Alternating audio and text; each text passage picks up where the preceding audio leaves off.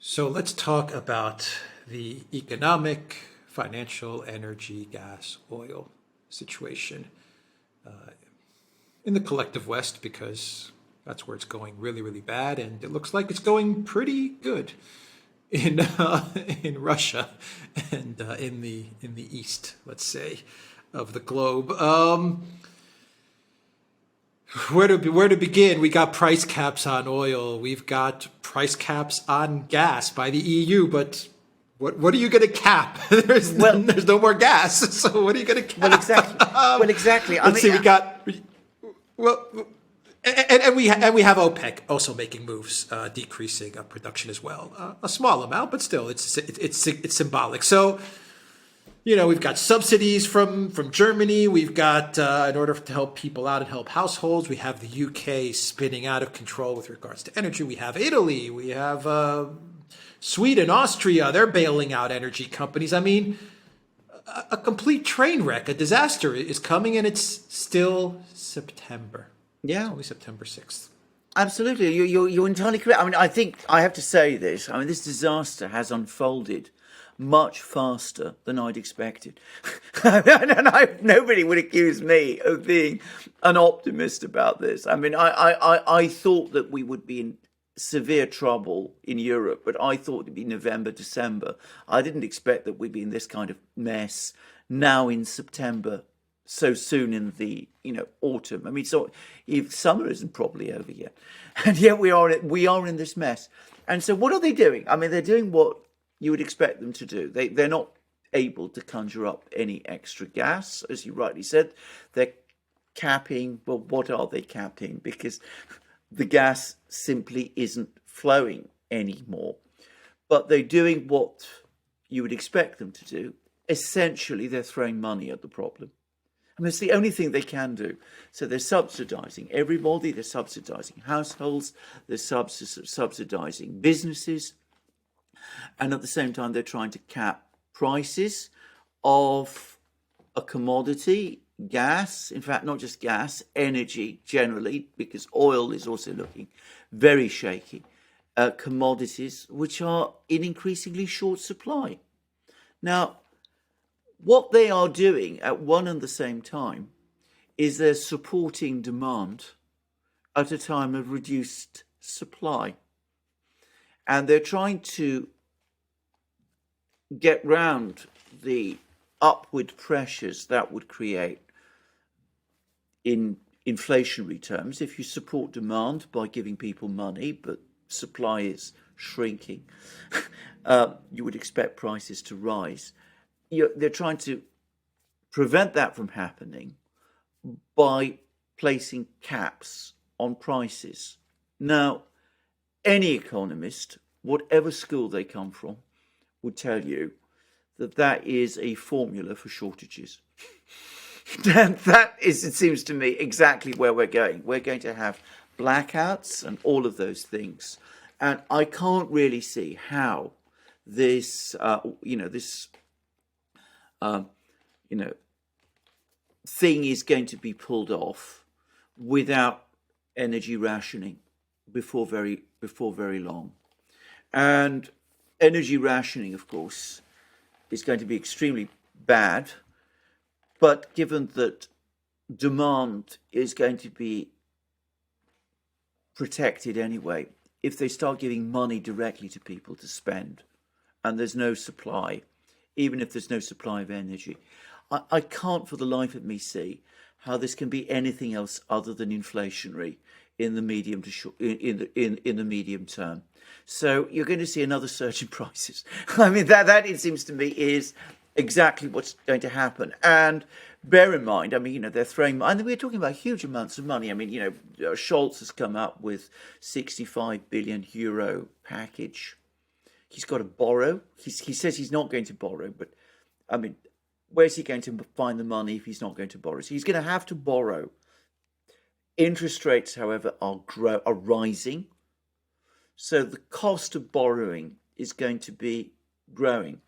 The only way, again, that particular circle is going to be squared is by allowing the euro to fall, which will, of course, mean that energy prices, which are priced in other currencies than the euro, the dollar, for example, the ruble increasingly, that means that energy costs in Europe are going to rise because you're importing energy, which is becoming more expensive as your currency depreciates. And of course, bear in mind that you can't benefit from this reduction in the value of your currency because your factories are shutting down, because you're imposing energy rationing. I mean, this whole thing has about it the look of a downward spiral. And when I say downward spiral, I mean that underestimates the velocity that this could pick up. I mean, can I just give an example of how things went hideously wrong? Let's go back to that famous, notorious episode in Weimar Germany in the 1920s, the hyperinflation that happened in Weimar Germany in the 1920s. The sequence of events that led to that was that Germany defaulted on its reparation payments, the payments it was required under the Treaty of Versailles to make to France. The French retaliated by occupying the Ruhr, the industrial region of Western Germany. The German government responded by telling everybody in Germany to go out on strike. So the whole of Germany basically stopped working. But it also said to people, don't worry, even if you don't get your wages, because we will cover your costs, we will provide you with money. So you were getting people provided with money, Reichsmarks, despite the fact that supply had basically stopped because there was no production. So the result was a downward spiral, which ended in hyperinflation. And that just took a few weeks to gather momentum. It's going to take a lot longer this time because we're not talking about an outright, closure of everything. But one can see how it might go. Right. And would it be fair to say that another knee-jerk reaction coming out of the European Union is, while all of this is taking place, it seems like the one answer of throwing money at everything is there, but their other answer is more Europe. Oh, yeah. I mean, I've been reading the statements coming out of the leadership in Brussels. It's, we're going to throw money at this problem, but more centralization into the core is another way that we're going to solve this. In other words, the European core is going to deal with electricity prices. We're going to deal with the electricity market. We're going to deal with the gas market. We're going to even deal with military purchasing. If you look at some of the statements from Borrell, even replenishing our stocks, everything has to move into the core, into the center. Now, what does that tell you? Well, it tells exactly what you said. I mean, it's the Politburo in Brussels is now using this crisis, as they have, by the way, right from the first day, to centralise power to themselves. I mean, the giveaway for me was when they coordinated this ban, this Europe-wide ban on Russian airlines. I mean, up to this point, they'd never had any role in that. But suddenly, overnight, they were taking it upon themselves, and they were getting everybody in Europe to agree to, ban Russian airlines from flying anywhere on EU territory. And they've used the economic war, the sanctions war, to aggrandize power to an extraordinary degree. An unelected group of people, by the way, never forget that. I mean, nobody elected Borrell or Ursula or any of these people, but, that's essentially what they're doing. And they're going to be doing that even more. And they will say you can't lift sanctions because we've all got to agree. And there's always going to be someone who disagrees. So, you're creating a power complex in Brussels which is extraordinarily dangerous and which is becoming more powerful even as the European economy gets weaker. Now, if you are someone who has been saying that this is the WEF's plan all along, I can't blame you. because it seems to follow exactly along the lines that those critics of the WEF and Klaus Schwab and all of those people say, because that's exactly what you're centralizing power, you're weakening the countries, you're weakening the general European economy, you're centralizing power. This is a massive power grab. But of course, what it is doing is that it is killing the host. It's killing the European economy. And we've already seen, even in places like Prague, the Czech Republic, a place I visited not very long ago, where people were very staunchly pro-European for very obvious reasons, there's now protests calling for leaving the European Union. Who breaks this cycle? How does this cycle break? Can it be broken? Can this power from these unelected officials and this downward spiral that they've chartered for the entire European Union, can this be broken? Is it going to come from Orban or Hungary? Is it going to come from Italy and perhaps the possible election of the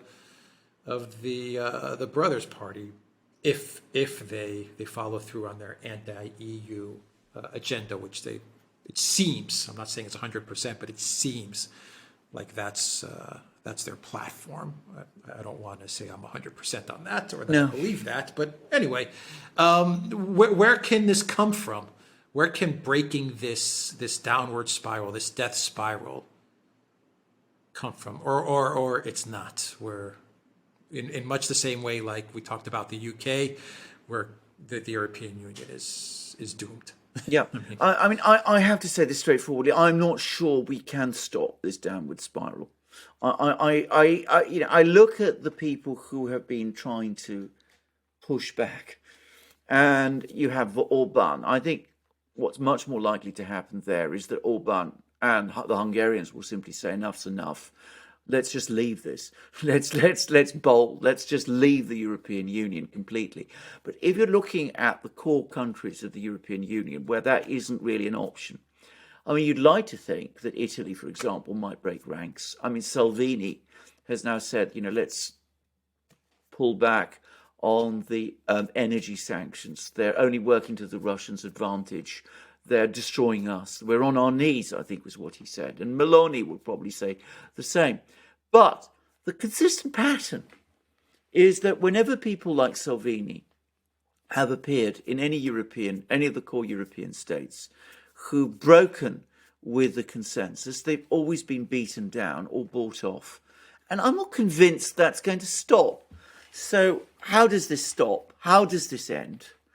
Well, perhaps a euro crash, followed by a decision, given that there would then be a euro crash, by member states to start pulling out of a currency system that has become a trap for them. But I'm not going to predict this too far. I'm not going to go that far at the moment. I just don't know. I just don't see how this cycle is going to be broken at the moment. I don't really feel that the political forces that will be pushing against it are strong enough. Look at German industry. The German industrial lobby, so powerful as we all believed.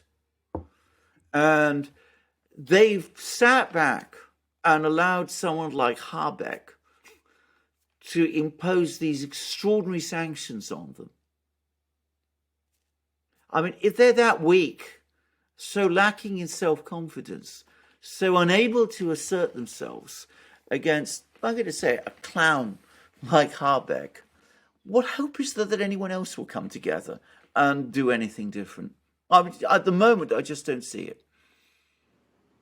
Yeah, you would think logic would dictate that the powerful German industry, the first whiff that they got of Habeck and what he was up to, and Annalena Baerbock, they would have said, you know what, these guys are out of government. And they would have gotten that because they're talking about the powerful German industry. They would have said, Habeck is gone, Annalena's gone, period. And that would have happened. They didn't. No. And it's shocking to see that. Russia's economy, the U.S. economy, any thoughts there? Well, we'll wrap it right, okay, let's talk about Russia. I mean, again, I think the Russians are astonished by their own resilience in the face of all of this. There's now, it's not always easy to get all the data, but their currency is strong. Inflation has been falling, and when I say inflation, I don't mean it's reducing in extent. It's not that it's grew 8% one month and then 7% next, which isn't a fall in inflation. It's a fall in the inflation rate. I mean, the prices are actually declining in Russia, which, by the way, means that living standards, that purchasing power by the population is increasing. There's also information now trickling through that imports have recovered, that there's been an increase in imports in Russia, which is a sign of recovering demand, and the industry is beginning to rebound. So I don't want to give an excessively rosy picture, but the economic picture overall is stable, and perhaps the best indication that things are stable there is the tax revenue is growing despite the fact that there've been no tax increases. I mean, Scholz is talking about tax increases in Germany. Even Truss, to some extent, is talking about tax increases in Britain. But in Russia, there's been no tax increases, and yet tax revenue has actually increased, which points to a resilient economy. So obviously, it's a dynamic situation. Things may change, but overall, it looks as if the Russians are pretty strong. The United States. I think that we're going to see some very difficult situations starting to build up there. The administration has pulled every stop to try to get inflation numbers down before the midterms. They've run down the US's strategic reserves of oil. They've done all kinds of every conceivable trick in the book to try. They've manipulated the tax system, or to bring down the headline inflation numbers. I think that they're running out of space to continue to do that. They are now essentially going the same direction as the Europeans are, at one and the same time that the Federal Reserve Board is trying to increase interest rates. They're now increasing spending. And so they're negating the effect of the Federal Reserve Board's attempts to reduce demand by increasing demand through fiscal overspends. And since we're not getting QE, that's money that can only be borrowed. And the way to borrow, you have to borrow against conditions of rising interest rates. So it's going to become more expensive. For the time being, because of the crisis in Europe, the dollar is very strong. But I do wonder how long that can be sustained. And I wonder whether, especially if there's a crash in the European economy, which is going to inevitably have an impact on the US, we could start to see the European crash starting to some extent to pull the US itself down. Very, very quick question. Is that the beginning of the end for the petrodollar, for the USD reserve currency? I think it is. I mean, in fact, what's remarkable is you're actually starting to see discussion about this in parts of the mainstream media. The Financial Times has had articles about this recently, that, this period of dollar strength that we're seeing is a mirage in a way. It's a short-term mirage. Eventually, because of the economic policies that are being followed, it's not going to be sustainable. And the oil producers, the commodity producers, are going to do what Zoltan Pojdar has been saying. They're going to start switching to commodity-based reserve currencies. And that will be the end of the petrodollar. And that, in turn, will undermine the position of the dollar as the global reserve currency. So, people who once, just a year ago, would have poo-pooed that idea are now starting to talk about it, which makes one feel that day is coming closer. Okay, we'll wrap it up there. We will indeed. In 2 years, they destroyed the entire collective West. It is astonishing. Yeah, it is astonishing, it's actually. astonishing. Yes. I'm stunned Yeah. that in 2 years they could destroy what took decades upon decades upon decades to Well, build. centuries to build. But you know, that's how it happens. You know, if you put an imbecile in charge, you know, they can do an enormous amount of damage very fast.